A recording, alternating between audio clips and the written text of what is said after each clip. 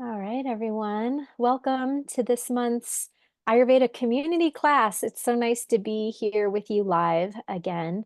And today's topic seems much needed for a lot of my current clients and students out there on the internet who've been writing to me. You guys have been writing, and everyone seems to be in this similar theme. And not to mention, those of you that have written to me or shared with me in our one-on-one sessions. But there's also Ayurveda understands the seasonal changes that we're always undergoing, all times of year. But at least here where I live in Southern Oregon in the Northern Hemisphere, as we start to shift from summertime into fall, and just the general society transitioning from being kind of on that summer break mode to all of a sudden everyone seems like really stressed out and getting back into work mode and school mode and productivity mode in a different way. And so with that, it's a little bit counterintuitive. It's like, oh, right during the time of like all this energy is moving outward because it's summertime and there's these big long sunshiny days or like big long daylight hours. And then the tides start to shift and we start to feel this movement inward, which will be the winter when our energy is the most internal. And during that switch, it's actually a time for more stillness and more of a consistent kind of practice time, meditation time, that coming back to our spiritual practices if we, lost those during the summer. It's actually a time to tune more within and kind of hone the inner alignment.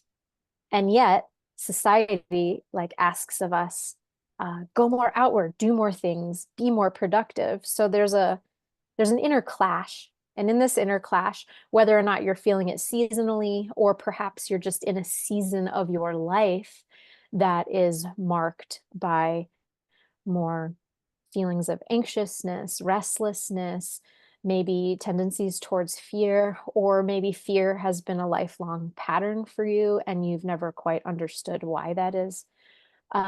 Today's class is going to support you in all those ways. So we're going to unpack some of the understanding from an Ayurvedic lens of how or why we experience fear in this human experience. And then we're going to look at, well, what are the ways that we can support ourselves to overcome that from shutting us down and causing us, to constantly be in a state of sometimes functional freeze.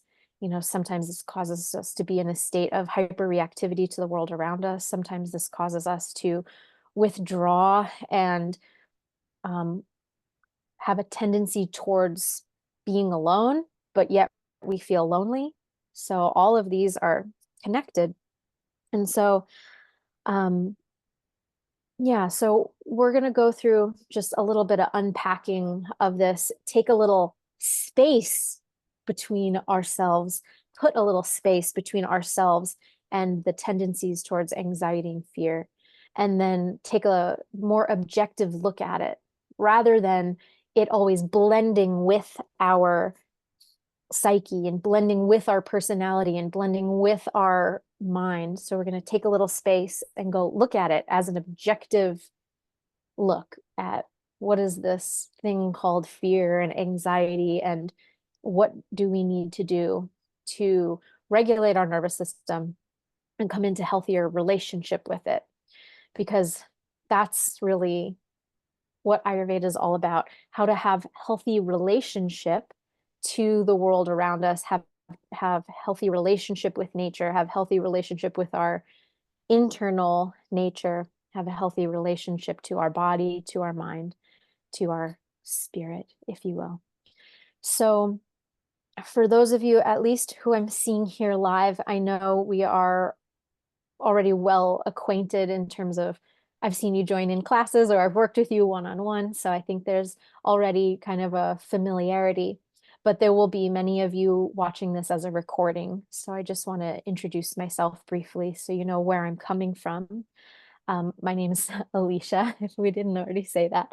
I'm Alicia Lynn Diaz, and I've been practicing Ayurveda as a fully, I don't know, I guess you could say certified. Yes, I'm certified as an Ayurvedic health practitioner and I've been practicing full time for 13 years, which is nothing compared to my mentors. I've had three mentors that I bow down to in such incredible gratitude. And these are world renowned masters, like master level Ayurveda practitioners, doctors who have been practicing for 40, 50 years each. And so I've studied with each of them in different periods of my life. And I have always been drawn to the wellness field. So I've been working in the wellness industry since 2004. And that's in part, I feel like that was always my inclination to lean towards the healing arts and to be supporting people with their health and wellness.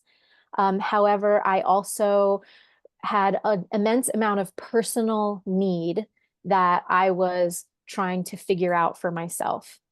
And back when I was born and raised in New York, I live in Southern Oregon now, but I was born and raised in New York and working in New York City, not living in New York City, working in New York City. And during that time of my life, I experienced an incredible amount of fear and anxiety. And at that time, so this topic is near and dear to my heart. And it's one of those things that actually brought me into the study of Ayurveda.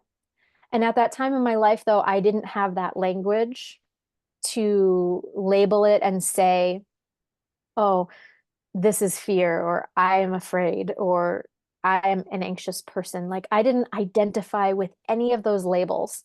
So had I found this class back then in like the early 2000s, I never would have even identified with it. I would have been like, that's not for me, which is really fun, like comical. I laugh because I needed it so bad.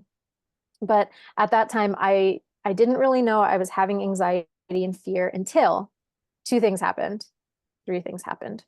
Um, One, my digestion stopped working.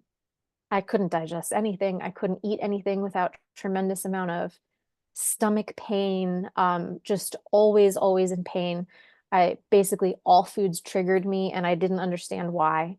And I was had to whittle down into a very restrictive diet. And even those what seemed to be safe foods on my small list of things I could kind of digest actually still weren't working for me. So that was really, really challenging. The second thing was I actually started having anxiety attacks. Now, I still then wouldn't have labeled them as an anxiety attack because again, I didn't have that language, but I would have these periods of time where I'd have incredible waves of heart palpitations, um, and feeling dizzy, feeling like I was gonna faint, um, incredible like internal tension that I didn't know how to deal with. But again, I didn't know it was an attack. It was just fear would take over me, tension would take over me, and everything would kind of seize up in my body. And that was also happening in the middle of the night. So I was waking up with like night sweats or with night terrors, waking up out of nightmares. And yeah, looking back on that now, I know that those were anxiety and panic attacks. But at that time, I internalized it so much that everyone in my world around me thought I was like just excited about life, enthused, really capable. They just thought I was like, they were still, oh, I was still always the one people went to. And I was really good I didn't feel like I was actively hiding it, but but I was internalizing so much, like, because there was just a big disconnect there. The third thing that happened was other aspects of my health started breaking down. So, um, I was always, and I don't know if some of you joined this class because you saw my email that I sent leading up to this class, and where I talked about the old me and the new me.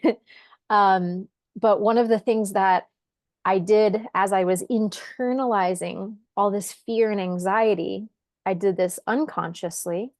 And, I just kept really busy and I kept going. And in that, I did a lot of sports.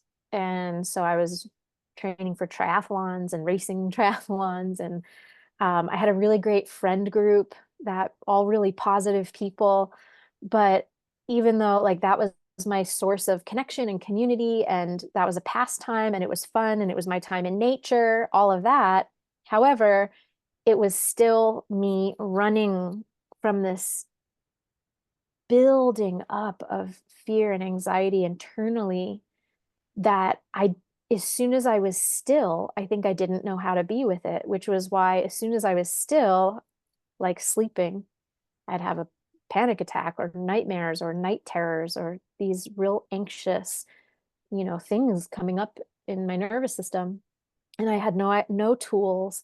I had none of this context of Ayurveda that I'm going to share with you today. I didn't understand what was happening for me, and I didn't know how to be with it.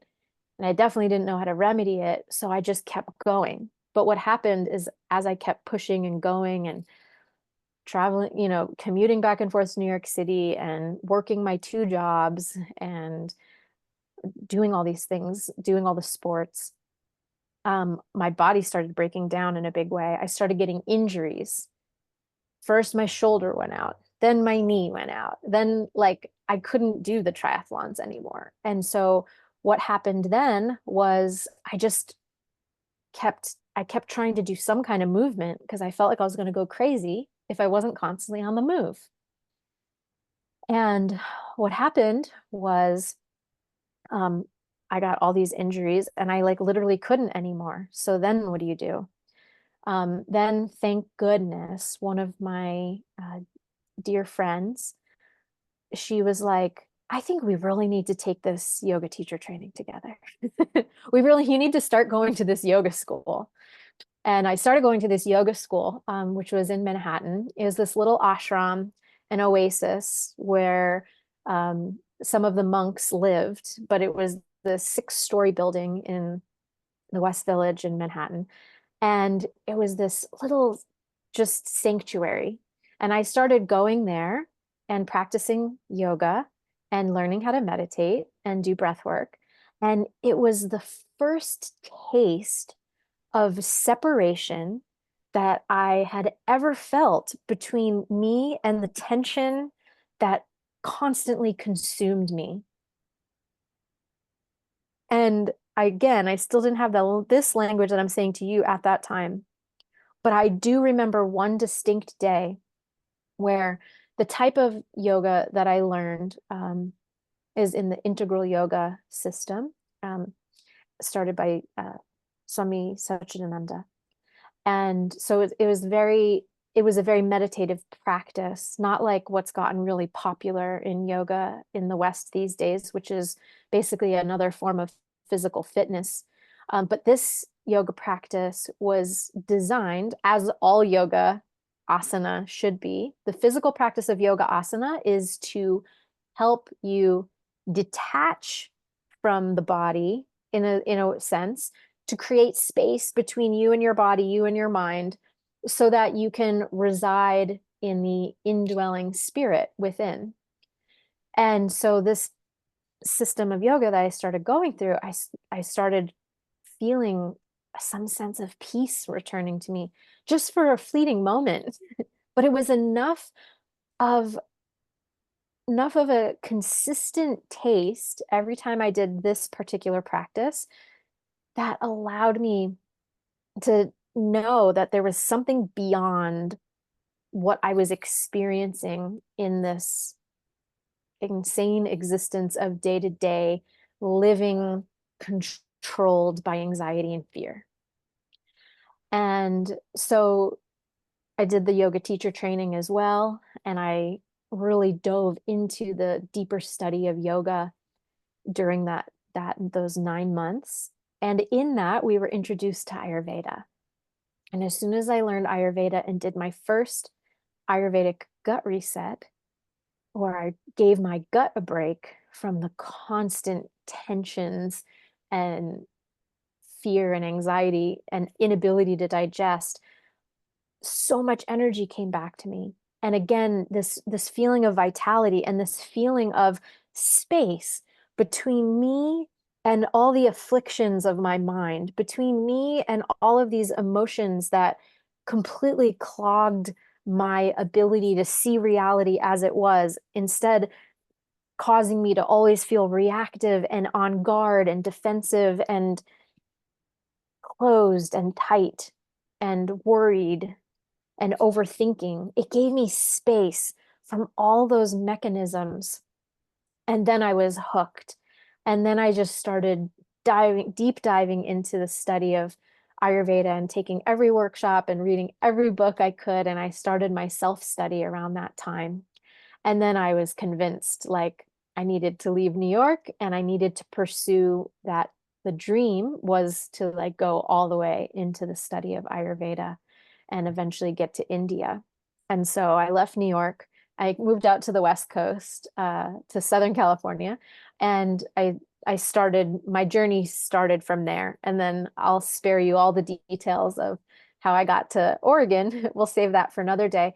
But that for me, that move was uh was a pivot in my life. Now, all of you don't need to leave your home and dwelling and all of that to make a pivot, but as I share this story, as I share this story with you, I wonder how much of this you can relate to with the digestive, symptoms and challenges, with the trouble sleeping or the fearful things around. Anytime you're relaxed, does fear come up? Those kinds of things. Have you been getting injuries or other things that force you to stop dead in your tracks, you know, to force you to be still? These are all signs that life is trying to support you into a deeper resolution of the patterns that are have impeded into your sense of identity. When they're so close to you that you don't even realize what you're seeing or what you're feeling and why you're feeling it, we have to systematically train ourselves to create space between us and the feeling that always has a grip over us. And that's what Ayurveda and yoga science does. Systematically helps you make space between you and the patterns that hold you, that have a hold on you. And so, yeah, so at this moment that you're taking this class, if you felt drawn to come here for this topic, what stands in front of you is an opportunity to make a pivot. And so for me, the pivot was I needed to leave my environment and pursue the study of all of this and the immersion in the healing arts with Ayurveda specifically, and travel to India, etc. But I did all that for you so that I could show you without you having to go to India and do all that. So I want you to realize that the healing of these mechanisms requires your participation. So, and the participation of how to participate with that is learnable and trainable. And it requires you just doing it consistently. And it does work. It's a proven system that has worked for thousands upon thousands of years. So, it's not a fad. It's not going anywhere. If anything, it's only coming back more and more. So if you want to just, for those of you who are here with me live, if you want to just type in the chat, like, hey, I'm with you. Like if what I'm sharing so far made sense to you and resonates, please just say I'm with you, or feel free to write anything else. I just kind of want to know where you're at. And then if you're listening to this as a recording, please share in the comments below this video recording where you're at and where that story has landed for you right now. I wanted you to know where I'm coming from, and also so that you can know I'm not sitting here as some teacher that is just going to give you theory. I've lived and breathed the overcoming of fear and anxiety. And of course, I'm still human. We're all still human. There's still going to be a natural response of fear as long as we're in this body, but it doesn't have to take over our lives, meaning there's a normal mechanism in your nervous system that actually does need to filter your environment if there's something that needs to propel you into getting into safety.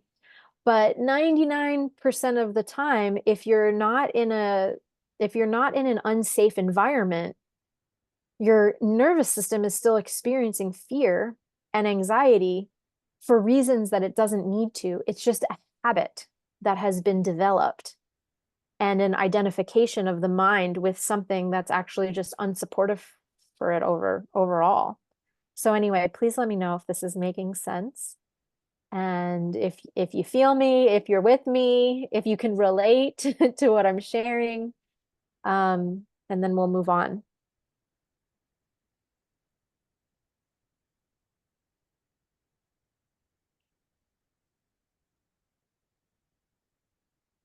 David said 13 years, you started when you were 15. No, I'm 41.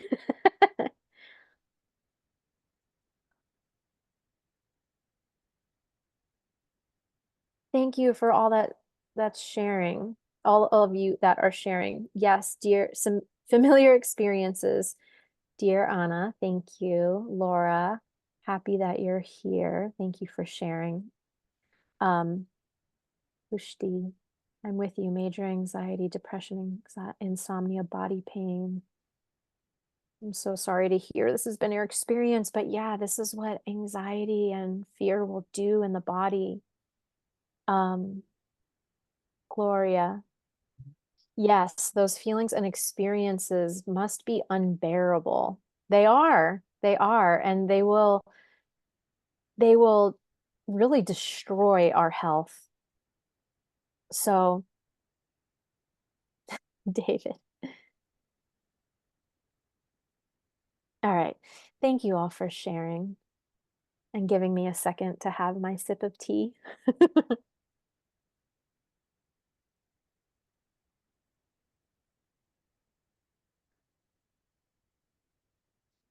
So, in Ayurveda, there's a beautiful sutra. So, first of all, in the Ayurvedic texts are the have been written down thousands of years ago from the previous several thousand years where they were passed down as an oral tradition. So there's lines in Sanskrit that are we call sutras. Su is like sewing. It's the root of the word sewing. So su is like a thread that you sew things together. And tra means is from the word trayati, which means to deliver you somewhere. It's like the to deliver. So when you hear that word tra in mantra or yantra, tra is so in mantra, it's a sound vibration that's delivering your consciousness to a certain place. And so sutra is this sewing, these threads, these single lines of threads that are delivering us somewhere and weaving together to make a bigger concept come alive, or it's the tapestry of an understanding, the tapestry of the wisdom of life is what the Ayurvedic sutras are weaving. So in so the Ayurvedic sutras were passed down orally for thousands of years, and then it's understood around 5,000 years ago they were written down into texts so that they could be kind of encapsulated in a tangible way. But in that, they still really only come alive with a teacher. So one of my mentors and teachers, Dr. Vasant Lad, he would give us the books to read, and then we had to study the language and unpack them, but he would also sing them with us and teach them with us. So one of the things that or unpack them with us and teach them to us and break down these little packed sutras, and you can kind of just continue unraveling and unraveling and unraveling these really big, beautiful concepts and down into deeper and deeper understanding. One of the other beautiful things that I found when you meditate on the Ayurvedic sutras and you chant them over and over, it reveals some of that wisdom to you. And you get direct perception and insight onto the deeper meanings. So I like to weave these into my teachings. And for a few years, I kind of left it out a little bit because I just wanted to talk through the concepts, but I'm kind of circling back to the richness. There's just so much richness here that we would miss if we didn't actually break down the sutras itself. So there's a beautiful in Ayurveda that goes like this. I'm going to sing it to you so you can hear it and know that it's coming into your consciousness in a way that your mind can't even comprehend right now. But then I'm going to bring and share with you why I'm teaching it and some of the deeper meanings of it so we can start to unpack it. So this sutra goes, Ragadi rogan satatanu shaktan asheshakaya rasratana sheshan outsukya moharati dhanjagana yopurva vaidyaya namostu tasmai. And basic translation, it's a salutation to what is translated as the unparalleled physician. So the master healer, the healer of all healers. So we salute this unparalleled physician, which actually is the celestial physician, which actually is the divine itself. But in the manifestations of the divine also come into our self-healing abilities. So the master healer is residing within your body, and Ayurveda teaches you how to unlock that healing potential within. But also this sutra is speaking to the physician as a healer, as someone that you go to receive the wisdom, the insight, the clarifications, the understanding, the healing protocols, etc. And so the sutra is saying, Ragadi rogan satatanu shaktan, asheshakaya prasrutana sheshan, outsukya moharati dhanjagana yopurva vaidyaya namostu tasmai. So we're actually saying this physician, or the real healer, the real physician, is the one who, by getting to the heart of the disease or the imbalance, by getting to the root cause of the disease, is able to destroy all diseases by getting to the root. And the sutra speaks directly to what the root is. I'm going to read you out of this book.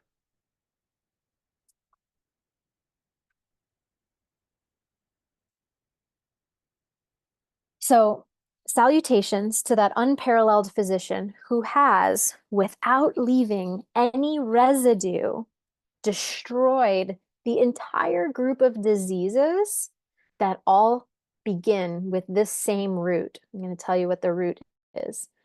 And this group of diseases that all comes from this root are constantly connected with and spreading all over the body, giving rise to anxiety, delusion, and restlessness. Anxiety, delusion, and restlessness. These are the things we're talking about, right? So Ragadi Rogan Satatani Shaktan Ashe Shakaya. So Outsukya Moharati, Moha. So moha is delusion. So this means there are veils in front of our ability to see. Like I was telling you, with my story, there was such a closeness and an enmeshment between me and the anxiety that I couldn't even see that where I began, where it ended and I began. So right, we talked about this creating of a space. Well, this is what we call moha. So there's a delusion, meaning we can't see clearly when we are under the influence. And under the influence of these patterns and these habituated tendencies of the nervous system, if you will, or of the fear itself, it creates a delusion in our mind. So, but it all comes, and which creates the anxiety and is spreading all over the body as anxiety and restlessness. So we're anxious, we're tense, we're exhausted, but we can't sleep. We can't rest. We're also constantly restlessness. So it's this real in between state of like, I can't break free from that. I need to break free from that. And in order to break free from that, we have to come back to, we have to go in and extract and heal the root cause, which this sutra speaks to, ragadi, the original root cause of the whole imbalancing itself is raga. So there's this term raga that we have to understand. And raga and dvesha are two sides of the same coin. Raga is our attachments, and dvesha is our aversions. So the root cause of all of our fear and anxiety are our raga and dvesha. So the root cause of our fear and anxiety are our attachments to pleasures and our aversions to pain. Now, if we actually unpack this and reflect, like, okay, that's a concept, but what does that actually mean? There's an attachment that we have. We have attached ourselves to the wrong things in life.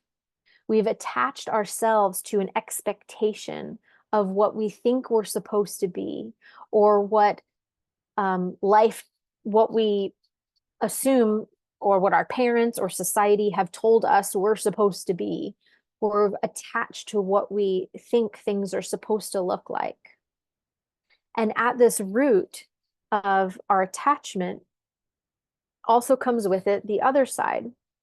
So we are attached to safety. We are attached to the clinging on to this material existence.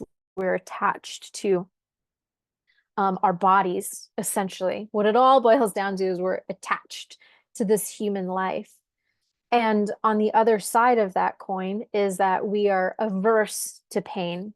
So we say, I can only be happy when I have this thing, and I am not happy unless I have this thing, and I am unhappy if I'm experiencing this pain.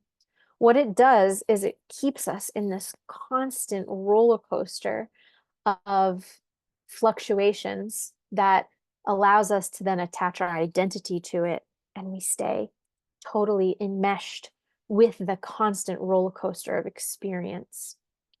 So in Ayurveda, the true healing, let me say all that differently, because I kind of went off into like a bigger philosophical concept. So said differently, salutations to that unparalleled physician who gets to the root cause of all diseases, which all come back to the root cause of imbalance, which is our misunderstanding of who we actually are. It's a misunderstanding of who we actually are. So we identify with this limited body experience. We identify with our health. We identify with our youth. We identify with XYZ, fill in the blank of what we cling on to. So the identification with things, the identification with life, the identification with past pains, the identification with unprocessed emotions, the identification with, you know, all of the different layers of what we essentially cling on to and things that are actually outside of our control. It's the recipe for insanity. So Ayurveda is a system of healing, not just on the surface level. It's actually coming back to reuniting us with who we truly are, which is the indwelling spirit within, the spirit within that has a body, that has a mind, that has. But what happens is we allow the mind and the impressions and the past and the memories and the unmetabolized pain that has happened to define us, and it limits our sense of self. And that is what causes imbalance and disease in the body. So we understand fear and anxiety in Ayurveda to be a symptom of ama. So if you've studied Ayurveda before, you know this term ama. Ama is the Sanskrit term for undigested metabolic waste. It's sometimes defined as unmetabolized toxic sludge that goes through the body. I'll use a physical example to make this make sense or to illustrate this. Sorry, I'm getting tangled in my cords. So ama in Ayurveda is usually talked about as physical.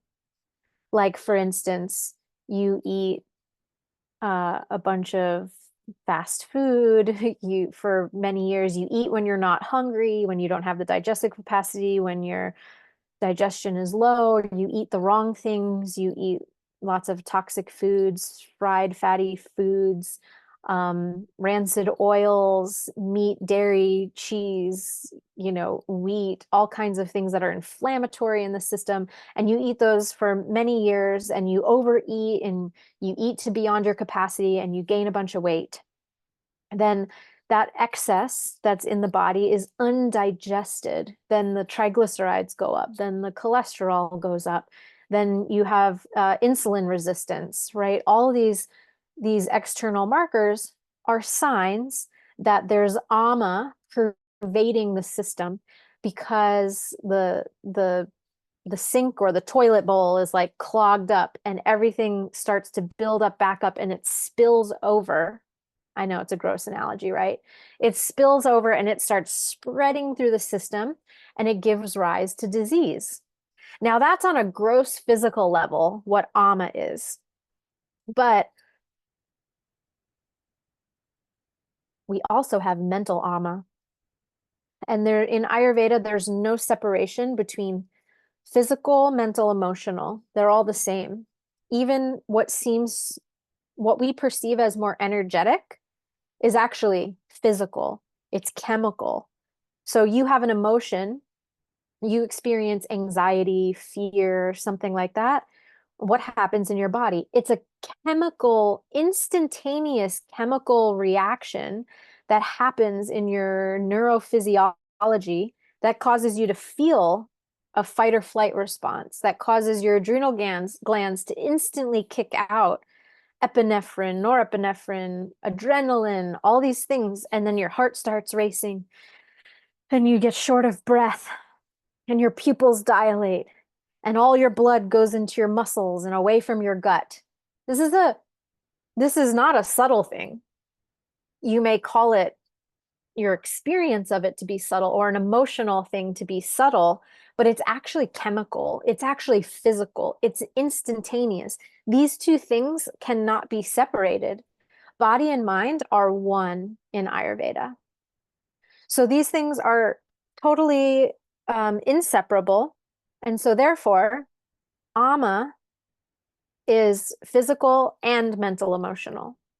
But we just have different verbiage and way that we describe mental ama, because you can have, there's some different ways that they manifest. If someone has a lot of physical ama in their system, most definitely their emotions are going to be clogged and there's going to be unprocessed things. So when I take clients through like big, long Ayurvedic cleanses, they transform their whole relationship to stress.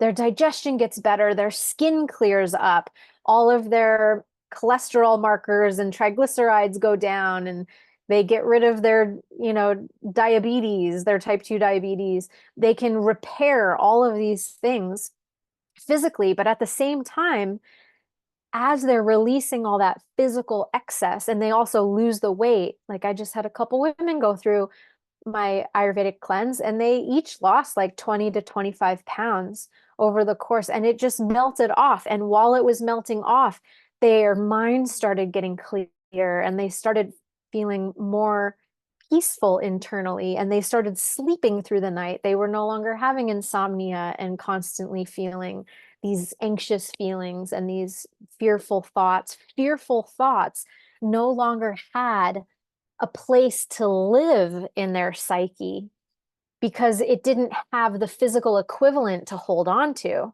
So fearful thoughts could arise, but they move out just as quickly as they come in. So it's easier to train the mind when you can have your physical body be aligned. And so these go hand in hand. And yet we also have terms that are sometimes the ama is occurring more on the mental plane for somebody where they don't have a ton of physical ama, but they have a lot of mental ama. Now, the categories of the mental ama fall under some basic categories. They're called Irsha, Krodha, Bhaya, Shoka, Manasyama, Pravartate. So it is said, this is what this means. It is said that ama in the mind, manas, ama in the mind is labeled as these four categories: Irsha, Krodha, Bhaya, Shoka. The one that we're most concerned with today. So envy, anger, lamentation, and fear, grief and lamentation. So there are these other categories of emotional experiences like anger and envy and grief and lamentation. But the one we're talking about today is bhaya, Bhaya, bhaya. So bhaya means fear. And fear is understood to be mental ama. So I want to say that again because I want you to understand that you are not fearful. When we say I'm afraid, I am afraid. We're saying I am, fill in the blank. You are not that, or I am anxious. That is an identification label that you're putting on yourself. And the important thing here that I'm saying is that you are not fear. You are not. You cannot put the I am statement. Don't put the I am statement, or you're attaching your identity to something. So bhaya is the experience of fear. So fear is mental ama. Anxiety is mental ama. It's a symptom of something deeper. It's an excess that was never properly metabolized to leave your body, to be processed out of your body. So ama is an excess. We defined ama in a physical way, but what happens, you go on a cleanse and all that excess gets metabolized. It gets processed out of the body. You no longer need it. Now, when it comes in, it just leaves because the pathways are open and clear. With mind, mind is not you. You are beyond the mind. The true you is not the mind. You have a mind. So fear is not you. You are the experiencer of the fear, but fear is not you. You are not anxiety. You are someone beyond the anxiety, but you temporarily may have an experience of anxiety. It's an excess. It's a sign of mental ama. So that's good news. That's good news because when we are experiencing fear and anxiety for such a long time, we get so close to it that we don't know how to separate ourselves from it. But the truth is, and hopefully just hearing my words right now starts to be a little bit of a wake-up call, is that you are the experiencing, you are the experiencer, you are the watcher, you are the witness, you are not the experience, you are not what you are witnessing. It's separate from you. The fear is not you. It is not your essential nature. Your essential nature is that of spirit, is that of soul, is that of eternal peacefulness. And you can experience more of that in your body when you allow the fear and anxiety to metabolize and process through. So it is a habit. So said differently, fear and anxiety are habits, just like overeating is a habit. Giving into cravings for fast food or fatty fried foods or ice cream at night, those are habits. It's your mental body has become habituated into running the same stories and layers of experience over and over and over. But you have it in your power to break that, to create space between you and that experience, to witness that experience with eyes wide open, without the moha, without the layers of delusion in front of you that allow you to get entangled with it. And Ayurveda and yoga are a proven for thousands of years system of you creating space between you and that which is currently ailing you. It creates space between you. So the last sutra that I'll share for today is the scope of Ayurveda. So there's a cute little song we used to sing in Ayurveda school. Hita hitam sukham dukkam ayus tasya hita hitam manam chatacya yatroktam Ayurveda sa uchyate. So this sutra is starting to describe some of the scope of Ayurveda with us. And the scope of Ayurveda is vast. It's a medical system, most definitely, but it's not only a medical system, meaning it's not only a clinical medical healing modality, but its scope is wider than that. Its scope is big and vast and beautiful. Its scope is hita hitam sukham dukkam. So hita ahita is describing that which is useful and not useful. And sukha and dukkha are referring to that which is supportive and unsupportive for life as a whole, for your wholeness.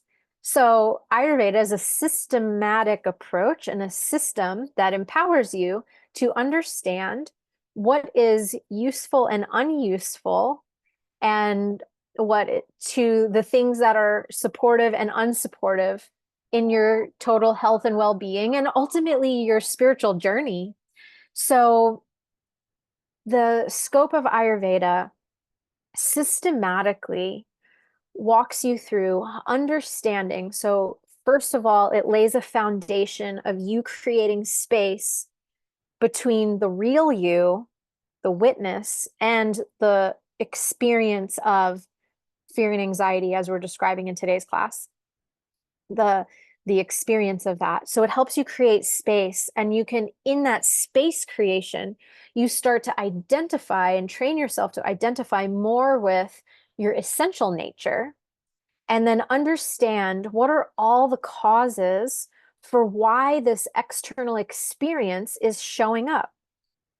Now, I'm going to have to expand on this class because we're already at an hour already, but there are several reasons why the experience, like many causes of why these experiences of fear and anxiety are happening. The main one I highlighted today, which is you're entangled with it. You don't know that you're something separate.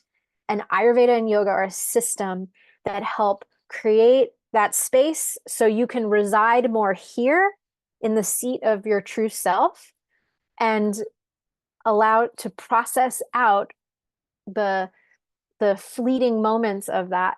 And then, but there are reasons why that has gotten a grip on you. And some of those reasons are high vata. And then there's lots of different causes of the high vata. Well, why is vata high? Well, there's a whole list of physiological reasons why vata's high.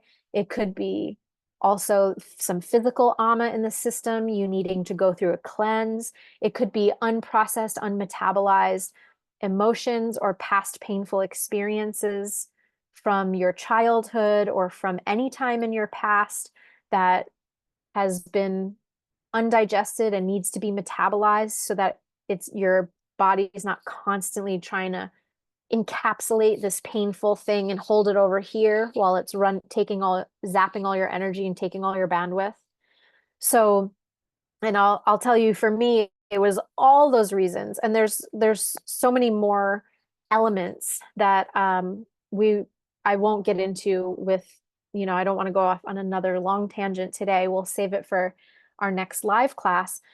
But there's also other reasons for high vata, like you could, even without having lots of trauma or undigested past painful experiences, like I said, it could just be mental tendencies, habituated patterns and ways of thinking and being that don't have to run your life anymore and can be rewired. And it also could be other reasons for high vata, like simply malnutrition, like you haven't gotten enough deep nutrition. So the body is always in a little bit of a survival mode.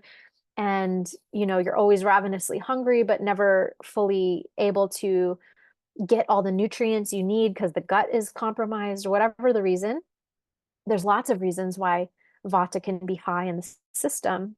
And all of those need to be addressed. And they're all unique to you. There's a combination. Fear and anxiety are just a really big, broad topic that is very general. So for every individual, it's going to be very nuanced and uniquely personal for each of you. And so that has to be something that is personally addressed and supported for you as a unique entity that is you. And that's where I come into the picture. As a practitioner, I like to work with each individual person. And ideally, we work together over the course of 6 months. I have a 6-month program that takes you through systematically this process of Ayurveda and yoga to help make sure all the physical things are met, physical nutritional needs. If there's a cleanse that you need to go through, you can go through the cleanse. But usually it's a combination for people, especially when vata is really high. There's usually both Agni is compromised, your digestive fire is compromised, And there's some ama buildup, and there's some mental ama due to past things that need to be reprocessed and metabolized. And so we actually just therapeutically go through each of those phases for you as an individual, create personalized protocol and program for you so that you can really experience the freedom from the grip of that. And so just know that even though, there's just this big general category of like how it's manifesting for you, fear, anxiousness, but it's still very, very nuanced and personal to you. What have been your specific life experiences that have created certain habits, like for that are now manifesting in fear and anxiety? What are the digestive connections? What are the ama connections? So we need to peel back all those layers to help you experience a genuine sense of authentic calm and safety on the internal landscape. And um, and it's possible. And it's more than possible. So I'm just going to pause there. I want to open for questions, making sure that those of you who are here live, you get your questions answered in real time. So go ahead and type those in the comments or raise your hand if you would rather describe them and ask me directly. And then we'll start to wrap up. I'm going to just take a peek at my notes, make sure I'm not leaving anything out for today. And then while you're, and if you're watching this as a recording, of course, please share in the comments below your questions on this topic, how this is manifesting for you specifically, and if there's anything else you'd like me to address in these classes, even though I can't answer you in real time because it's a recording, I can make the next video, either my short educational videos or the next class geared towards your questions. So Gloria says, I've been working on healing trauma all my life and actively doing so. Beautiful that you're so committed to that. Thank you, Gloria.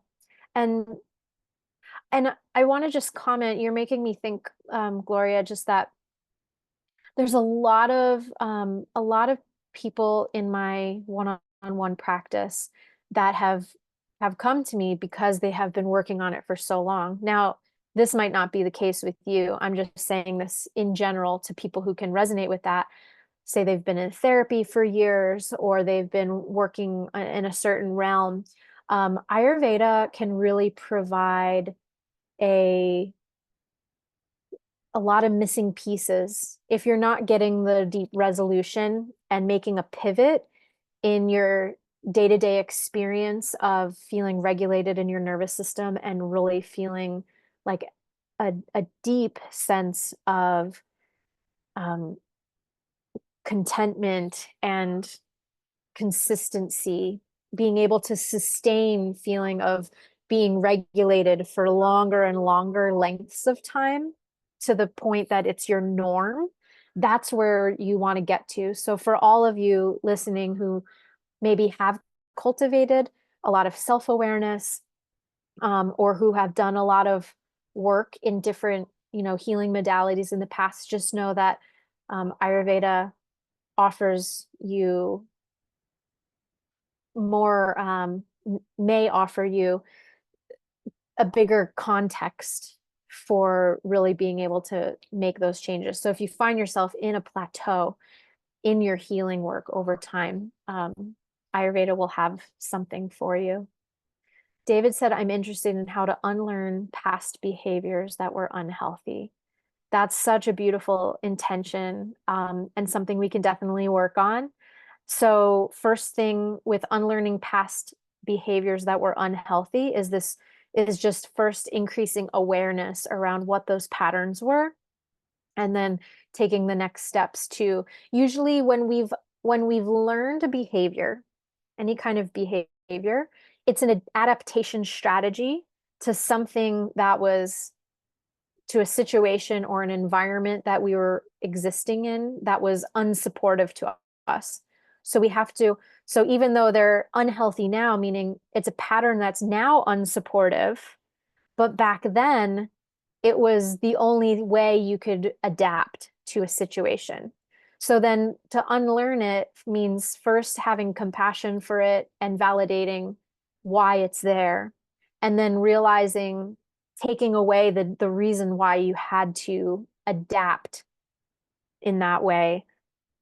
Let me try to give you an example. Meaning, if you want to rewire like something that has become unhealthy now, um, I have too many examples coming. So I do a lot of like childhood kind of regression style work in the therapeutic part of my Ayurveda practice. And so in that, I'll work with clients who have created an adaptation strategy as a child, around food, for example. So they tend to overeat as one example. So the first step is realizing, okay, now they have this habit of overeating, which they experience now as unhealthy for them, right? So when I say we have to remove the underlying reason why they adapted, well, there was a deep fear back then that there wasn't going to be enough, or they were overeating out of because their environment was so chaotic, and the only way they could kind of self-soothe and feel connected to themselves was when their belly was stretched and full, and food gave them some kind of semblance of nurturance, or that maybe they weren't getting nurturance from their caregivers, right? So now that translates to, well, if I don't feel the stretched feeling in my stomach, then I must be unsafe. So you actually have to you have to create the safety so that you can release the adaptation of needing to feel a stretched stomach in order to feel safe. So if that makes sense, that's just one approach. Um, thank you for your kind words, Tushti. And Brenda, would like to know more about the 6-month program. I'd be happy to share more of that with you, Brenda. And um, if anyone who wants to know more about the 6-month program, if you could email me, hello@alicialyndiaz.com. Just send me an email, even if all you did was write 6-month program in the subject line, and tell me your name. And then we can get in a back and forth dialogue, and I can schedule a one-on-one consult with you. If you're watching this as a recording, there will be a link to my calendar for intro consults. And at the time of this recording, all of you guys who are live, I actually just haven't opened my appointments for September yet because I've had a really busy month. So, but if ever you go to my calendar and there's no intro consults available, just send me an email at hello@alicialyndiaz.com, and I will always find another appointment for you. It's just that I don't open them publicly when my calendar is really full. And then when I have appointments open, I'll put them on there. So just know that. So Brenda, I'd be happy to share more with you. Just send me an email to hello@alicialyndiaz.com. And I'm also seeing a comment from iPhone. Thank you for your explanation of the sutras. It helps me see that anxiety is an excess and not part of my essence. Absolutely. Thank you so much for sharing that reflection. And Brenda said, when I attempt to rewire my brain, I experience great anger and anxiety for days. Yeah, I think that's a really important thing to notice, Brenda. Um, yeah, this term rewiring our brain can come with a little sense, like a layer of judgment, because in essence, if we're saying you need to rewire it, that means it's bad and it needs to be changed, right? So in essence, we're actually telling ourselves we're bad, we need to be changed. And there's a reason why your brain created an adaptation strategy, and that anxiety might be the surface level expression of a deep feeling of betrayal, or a boundary being crossed, or feeling powerlessness for some reason. So which would provoke the anger. There's lots of different reasons, of course. Those are just a couple possible ones off the top of my head. And so without actually doing the reprocessing work to heal the root cause of the anger, the quote unquote rewiring won't be effective. So even though we use this language sometimes, and I think I use it today, like you kind of rewire this tendency, I think it's really important to note that the experience ends up being one of rewiring, because the fundamental way that you now relate to things in your external world or feelings internal world in the internal world um, is fundamentally shifted. However, it's important to do and like to really honor why those adaptations were created, because they're strategies that were put in place by your inner parts of you that were hurt, or that didn't have their needs met, or that were neglected in some way. And so it's really important to honor the layers of emotion. And as you can effectively honor the layers of emotion, it will bring about a new way of relating, therefore the experience of rewiring. So I hope that makes sense, Brenda. And if we get to talk one-on-one, I'll be happy to break that down and explain that more specifically for your situation and what that could look like. Anna, what an embracing sharing you gave today, always bringing me reassurance on this path. Huge insights. Thank you again and again. Thank you for your beautiful words. You always share such beautiful reflections and words, Anna. Thank you for always being such a kind, contributing uh, contributor to this community. You've always been present and very beautifully reflective. So thank you very much. So we'll wrap up for today, friends. I hope that this was useful for you. I'll peek over my notes once more. I had some questions that some of you wrote in before our class, and I think I more or less spoke to all of these during the class. So if you didn't get your question answered, please comment below this video. You can always email me, hello@alicialyndiaz.com, and then I can make short videos in addition, like the weekly content videos and the monthly live classes we can do. So yeah, I pretty much covered all of them. Thanks for bearing with me while I took a peek. So, all right, thank you, everyone. I'll just do a little closing prayer, and may this conversation benefit each of you and have a ripple effect outward into all of life, and extend into the far reaches of all the cosmos and all of existence. So may this conversation benefit all of life.